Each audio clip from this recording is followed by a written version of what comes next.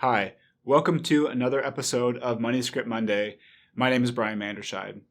Today I want to answer the question, is Index Universal Life a bad investment? Well, first, I want to be very clear that Index Universal Life, or IUL, is not an investment.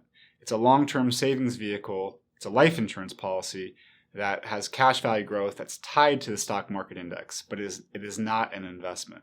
So what I want to do is talk about, is IUL something to consider for your long-term savings goals inside your retirement plan? To do that, I want to talk about the characteristics of investments. What are investments? Second, how an IUL policy may fit inside your retirement plan. And lastly, the importance of how an IUL is structured. So first, let's talk about the characteristics of investments. What is an investment? Really, when you invest, you're taking capital, whether that's upfront or over a period of years, and you're basically putting this capital to work with the pursuit of profit, whether that's interest, income, or appreciation. It's important to note when this capital is not inside a Roth IRA or a Roth 401k, the gains, appreciation, income, interest can be exposed to taxes, whether that's capital gains or ordinary income. Now, how do you invest? Well, you can basically choose investments based on your risk tolerance and your long-term goals, whatever those goals may be. Now, if you choose higher risk investments, like stocks, for example, you have more upside potential over the long run, but you also have a higher chance of loss. By taking more risk, you can maybe exposing yourself to reduced values. Well, in order to offset those values, you can choose lower risk investments like bonds, for example. Now, with these lower risk investments, the trade-off is you have lower return potential, but you also have the lower chance of loss. Now, with investing, it doesn't have to be one or the other. Modern portfolio theory suggests that we should basically diversify our retirement plan with a mixture of fixed assets or bonds and stocks in order to help reduce the risks that are associated with long-term planning. So you can see in this example a 60-40 portfolio. Basically, you don't want to put all your eggs in one basket, and you can diversify with both stocks and bonds. How does that tie into Index Universal Life? Well, again, I mentioned Index Universal Life is not an investment, and that with an investment, really, you employ capital with the pursuit of profit. With an IUL policy, really, we use this policy for the pursuit of protection. But what type of protection does IUL policies, what does it offer? Well, first and foremost, unlike term insurance, an IUL policy offers permanent life insurance coverage for your family, for maybe your business, or even your favorite charity. It also offers a tax protection, meaning that the contributions that you fund into the policy are protected from taxes, whether that's on the accumulation, whether that's on the distribution when properly structured, or on the death benefit. Now, it'll be an income tax-free death benefit that is a value greater than your account value that will be transferred on to your heirs. So if you're concerned about taxes, IUL policies are definitely a great fit. Lastly, the other protection feature that it offers is protection against stock market losses. So with an IUL policy, the way it works is you have growth potential of an underlying index like the S&P 500.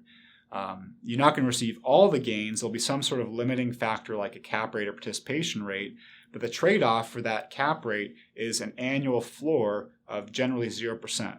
So when the stock market does really well, you're going to capture the stock market gains up to a limiting factor. If stock market has a negative value, you're going to receive a 0% floor. You're not going to have any losses, and your previous gains will be locked in. Now, I mentioned the idea of diversification, and really where IUL fits is tax and risk diversification.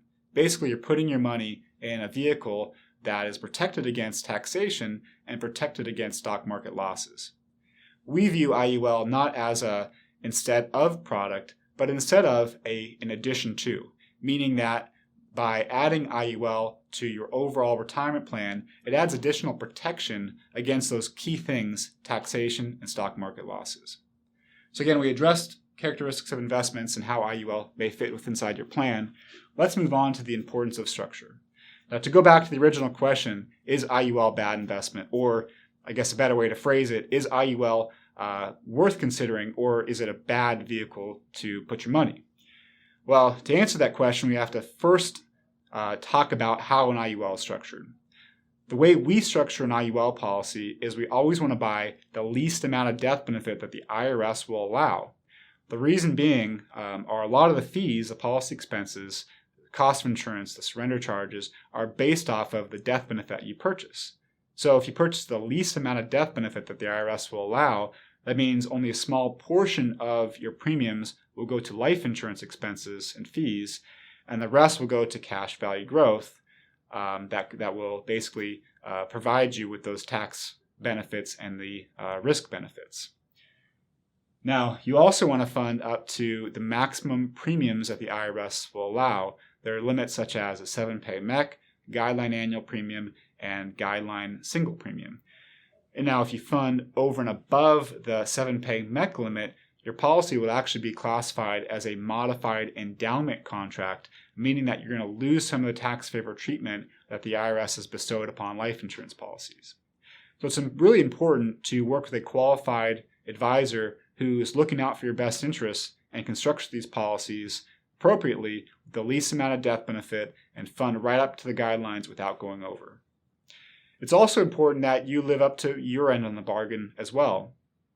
One of the great features of IULs is that they're flexible in design, meaning that you can fund up to the maximum premium, you can fund to the minimum premium to just cover the policy expenses, you can miss and make up premiums, but sometimes that flexibility can create a disaster where if you're not funding the premiums, the maximum premiums, what that means is your policy will not be performing efficiently, and more of those premiums and cash value will go to costs and less to cash value growth. So again, it's crucially important not only to work with a qualified advisor, but also set a policy up with an adequate amount of funding that you can comfortably afford without going over your budget. So today we answered the question, is IUL a bad investment? It's not an investment. It's a life insurance policy meant for protection. If you're concerned about tax and risk diversification, having a vehicle that will protect against those negative risks, you may want to consider an IUL for a portion of your retirement portfolio. Thank you very much. We'll see you next time.